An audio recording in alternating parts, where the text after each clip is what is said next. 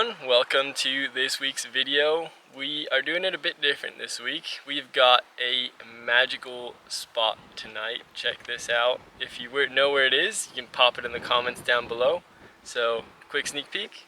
It's already getting dark. Amazing spot. So, this week we're going to go through how we prep for long trips like the one we did just in the past couple episodes east of Esperance, and take you along and show you a bit of how we do prepare and what we got to do to get through it. And if you want to know how much it costs us to fix everything, we'll give you a quick calculation of that. And if you were interested in how we fixed it, there's already a video out there. We'll link it somewhere here.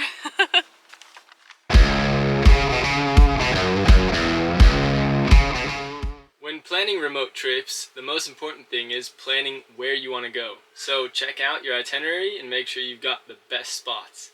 Then, obviously the basics, you need lots of water, in Australia especially, food and fuel.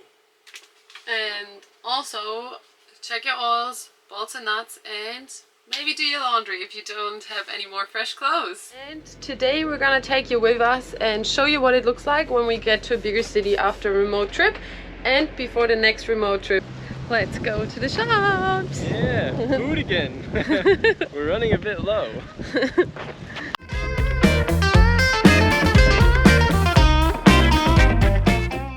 It's always escalating. We're almost done, but we always have to go to the freezer section because Patrick wants to get Ben & Jerry's as soon as it's on special. Which it never is.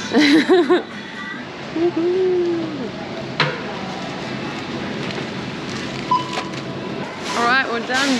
$230, which will last us for another, let's say 2 weeks at least. Hopefully. Probably even 3. It's the amount of food we bought again. Yeah. And we're done shopping, but it's pouring outside and we're parked pretty far away because it was so busy. It's gonna be fun.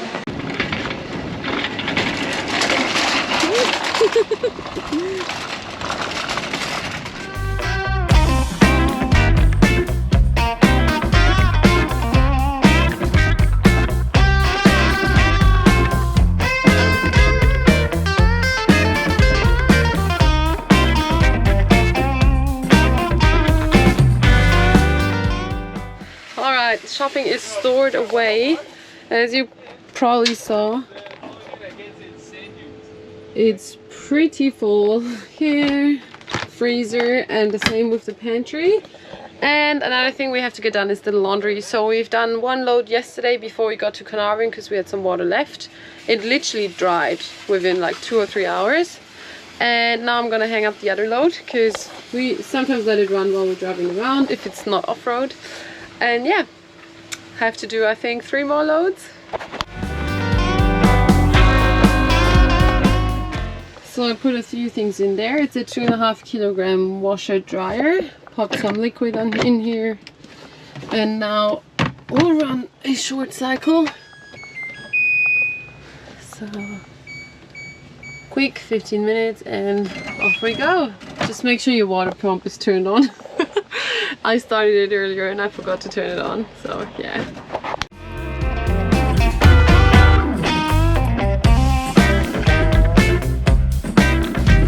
Honey baby, meet me just one last. Alright, laundry is done over here, and those overheads are pretty cool because the hinges are strong enough so we can pop them open and then just put the laundry on top.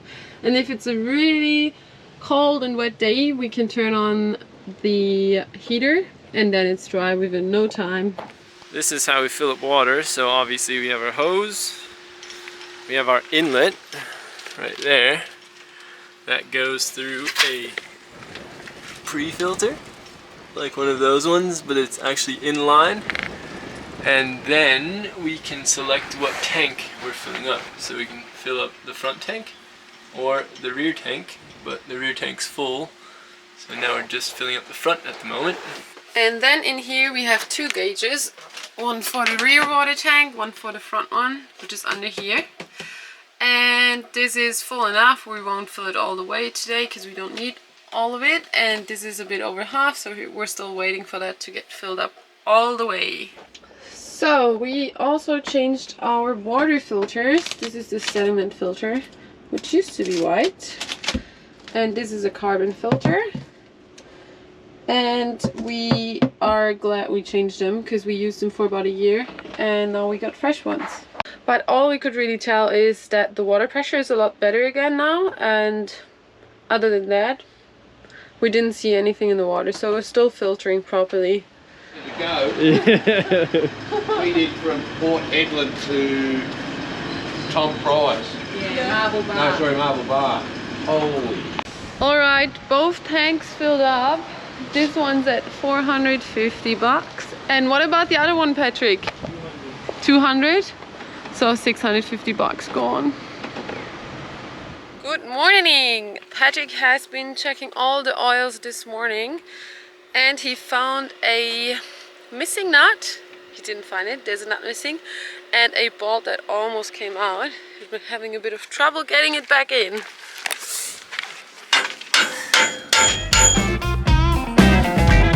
Honey, baby. Alright, check your engine oil, your power steering fluid, your 4 portals, there, diffs, rear and front, and your gearbox, which is in the middle.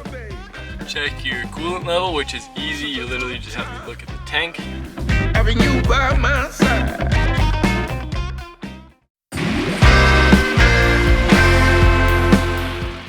For these really remote tracks, or even just remote trips we do, it's really important to research your road conditions or track conditions. So usually what we'll do is we'll call ahead to the shires and try and get them to give us about a rough estimate of what the road's like, if it's just been graded, if the track is really narrow, if it's steep, stuff like that. Once we're getting closer, we like to talk to locals or to people that have just completed the tracks that we're doing. And yeah, other than that, you can just Google stuff online, and that's pretty much how we prepare for tracks. There's also a few Facebook groups that you can join about off-road tracks or traveling in general. So there's a lot of good information in there, and you can use the little search function so you don't have to post in there if the information's already out there. One thing we always do is prepare Google Maps, so we download all the maps. We do have Starlink, so we pretty much have internet everywhere, but it's still good to have like the offline map on your phone and check distances quickly while Starlink is maybe not turned on or not running. And then the last thing is you have to check your distances between fuel stations. You obviously have to know you're going to make it to where you want to go before you can fuel up again. And especially here in Australia, you'll find that sometimes roadhouses won't have fuel, so make sure you plan on being able to get to the next roadhouse to be able to fill up fuel. We usually plan a trip and say, okay, we're gonna try and fill up enough fuel to get, for example, from one big city to the next big city, or in Australia it's more like towns, but bigger towns. So we have enough fuel on the way, and then if there are roadhouses on the way, we can still fill up more fuel if we need it. For us also, because we carry so much fuel, it's obviously a big benefit to be able to know what fuel station's the cheapest. In Australia, we use Fuel Watch. Depending on what country or what continent you're on, it'll be different apps, but you can use it. They have those apps everywhere. And usually we know the point where we can still turn around if the track gets too rough and we have enough fuel to get out of there. But then at some point there's a place or a point of no return, and then you just have to try to finish it. That's right, yep. And obviously communication's important in that one, so... That's our next topic!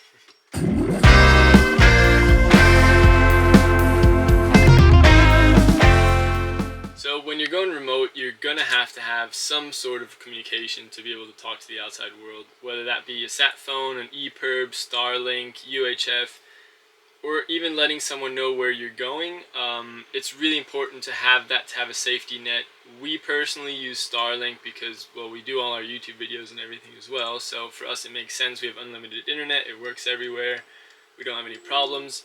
We have met people that take sat phones as well, just for when they do hikes and stuff like that, because we obviously can't take Starlink on a hike with us.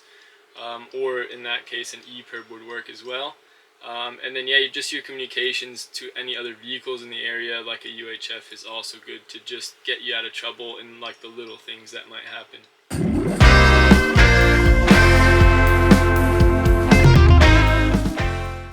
And then in case something happens, we have an insurance on the Mog, so the whole Mog's insured, the contents, everything. And we went with KT Insurance's Canteen. We know it's a hard one in Australia to find an insurer for a Unimog, especially with a camper box on the back. KT is definitely one that does it. And if you are interested in swapping over to KT or you don't have an insurance yet, you can contact us. We have a good contact to KT and could definitely help you out in that one.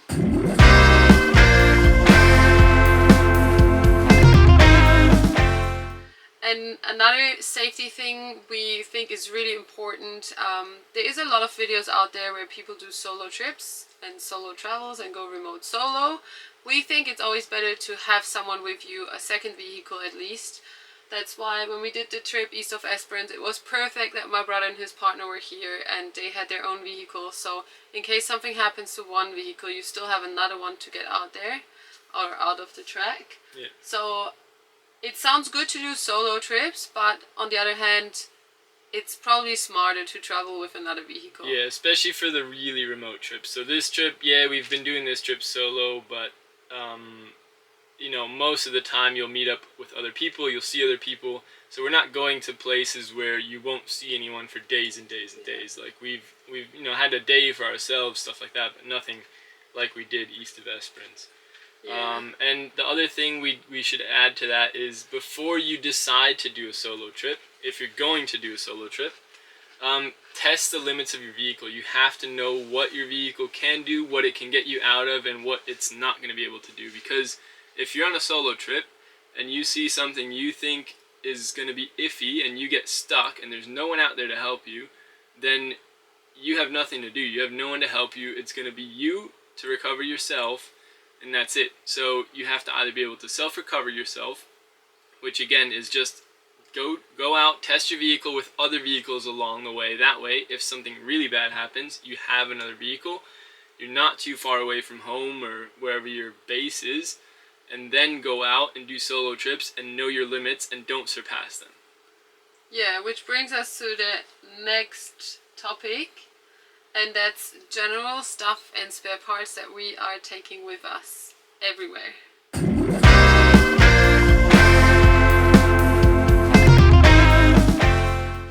So another one that we really like carrying along, or another couple things, are just general repair kits. So something like the windscreen repair kit, where you can just, you know, patch up a little chip. Tire repair kit's important. We've had to use that already. We'll use some of that kneaded epoxy putty stuff that you just, you know, rub together and then you can stick it on something and it seals it. So we've had to use that plenty of times. We use that. Yeah. We even had that in the Sprinter. Some cable ties, tape.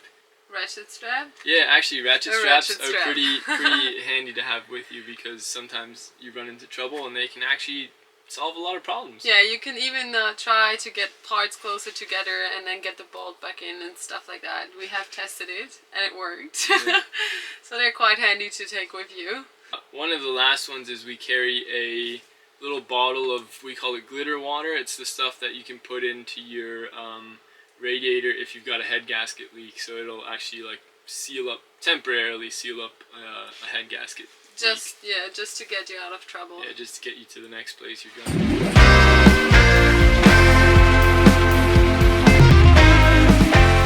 We try and take along the parts that we know are gonna be a showstopper. Obviously, you can't take a full motor replacement with you or a full gearbox replacement. It's just the smaller things that, if they break, you have to stop. There's nothing you can do, you know. So belts, like especially fan belts, the fan belt tensioner. We have some spare uni joints. We have spare oils, bushes, anything that we think might get worn out along the way. We'll take a bush along for that. Or if there's one bush that fits multiple spots, then we'll take just one of those along with us. I think the filters are important. We like to carry spare oil and fuel filters. On the Unimogs, the glass bowls, the pre-filters are pretty important. We actually have a couple of those with us. Yeah, some people carry a starter motor because it can fail, and apparently that's a pretty common problem as well.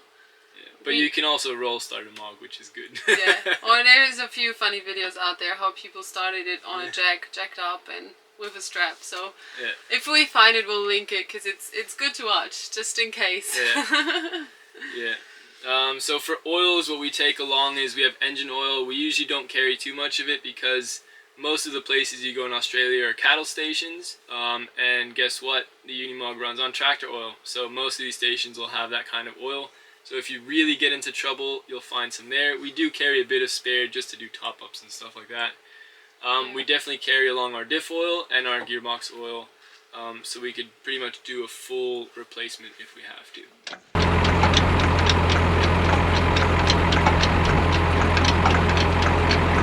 We are also carrying some recovery gear with us.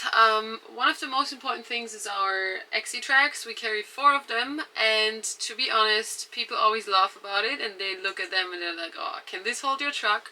All it is, it gives you some traction and a surface to get out of sand or mud, and it actually works. We've tested it a few times.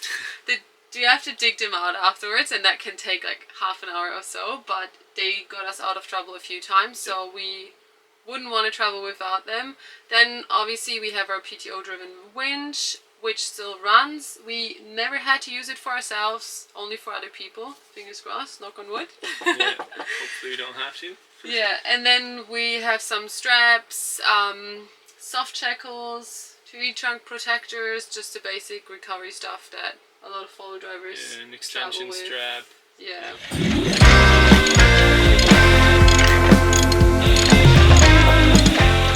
And the most important one that we carry is tools. You know, it's a lot of tools. Trust me. Best way to recover yourself is tools. You know, a jack, blocks of wood, your basic hand tools that you need to fix anything. Basic hand tools. We have literally an entire toolbox full under the bed. It's full of tools and spare parts. So it's probably the most stuff we have in the Mog is tools. Yep.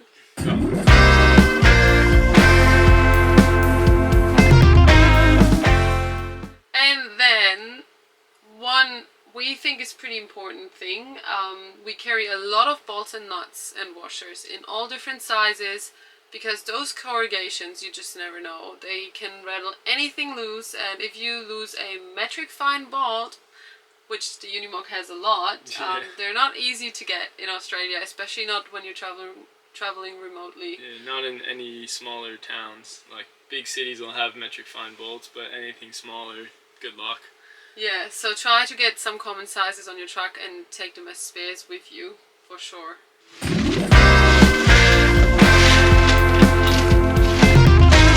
And now to the last part, which is how much did our repairs cost after our Esperance to Kaiguna Roadhouse crazy off-road trip.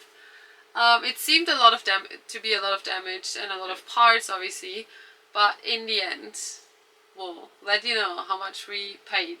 So, our window that broke, it's double glazed, toughened and tinted glass, 6mm thick. It actually cost us $200 because it's like a normal household window and you could just get a replacement. You need to know your size. So $200. Then the next one is the windscreen. It was covered by insurance, so it was a bit of a hassle to make it happen, but in the end we didn't have to pay anything for it.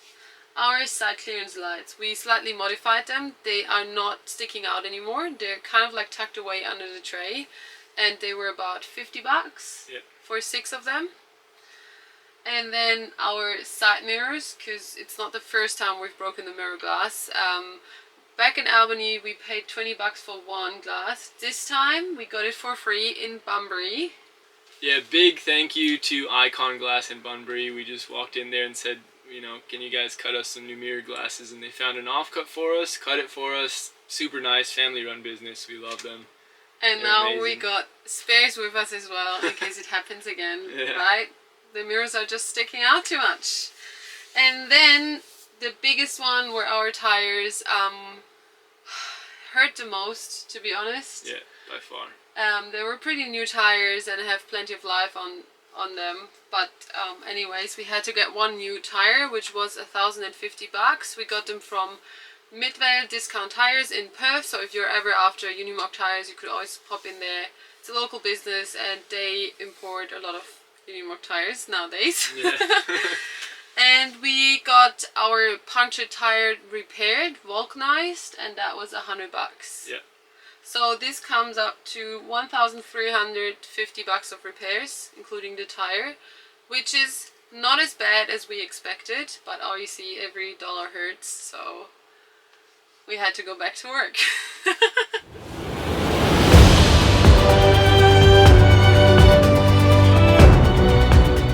So for track planning, one thing we got to mention as well, wiki camps is very important. They have the points of interest, stuff like that, just as stuff you can see along the way. Yeah, you can also filter for drinking water, showers, honestly anything you need, you just filter it. You can filter if it's free or if it costs something or on donation basis. It's a once-off payment to get the app, but it's so worth it. We've been using it for 4 years now. Another one that we use is Campermate. They have a lot of the free camps put in there. It's a bit harder. We think it's a bit harder to use. To navigate, than wiki camps, but in the end it does the same thing and it's free. Exactly. Alright guys, we hope this video helped you in planning your remote trips and maybe you found some more information that you didn't know before. So in case you're currently building your truck or you already have it and you want to get out there and explore Australia or any other country, follow our tips and tricks and get out there and explore. We'll see you out there!